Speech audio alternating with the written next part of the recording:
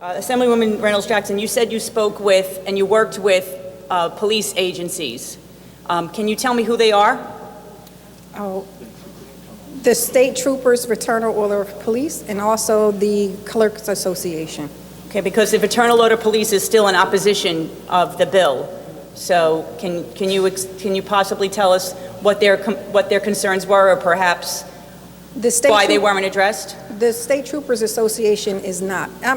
Everyone isn't in support of, but the overall, from the law enforcement agencies, individual police officers, sheriff officers, from our state troopers as well, have definitely been in support. And as I said, I've talked with them. I've talked with several people that, you know, have been a participant in crafting this. Our clerk association was very, very helpful in crafting this legislation as well, as they address how law enforcement helps secure the ballots, transport ballots, and sometimes even count ballots. So they do play a role, and it's carved out in the bill. Well, I'm glad that you did speak with them, but both the county clerks and the NJFOP still stand in opposition. And like you, I get the letters of people that are in support of them, and none of the people you've named have sent a letter of support.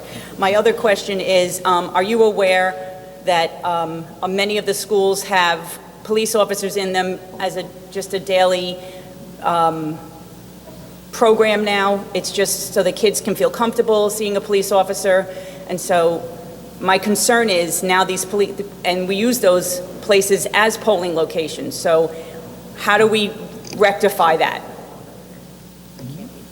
Continue to have civil community discussions about the importance of law enforcement, continue to uplift Black and minorities in leadership, continue to work with our different communities so that law enforcement continues to grow in diversity and inclusion. Right, but right now, those police officers that are in the school, if they come within 100 feet of the voting location, they're in violation of the bill. They're excluded, Assemblywoman.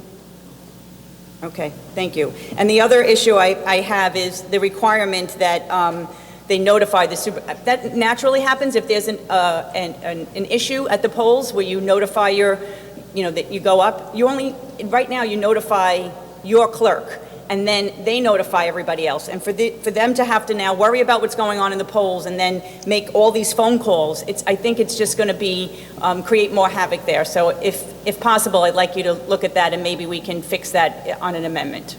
So there are a lot of adjustments that have been made, especially in this public health pandemic that we're in, and homeland security and protecting our voter integrity.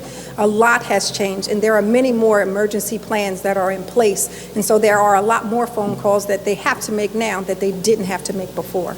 Okay, thank you. Mr. Speaker, on the bill. On the bill. I'd like to echo my colleague's words that this, to me, feels like an attack on our police officers.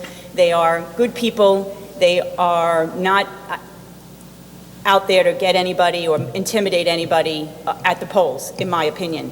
I understand the intent of the bill. I understand that we come from different parts of the state, so perhaps there are different issues, but in my opinion, the police officers, we need to teach our children and we need to teach our friends and family that police officers are good people. As the daughter of a police officer and a sister of the police officer, this bill is yet another attack on them, and I urge you all to vote no or to send it back so we can fix it so it doesn't seem that way. Thank you.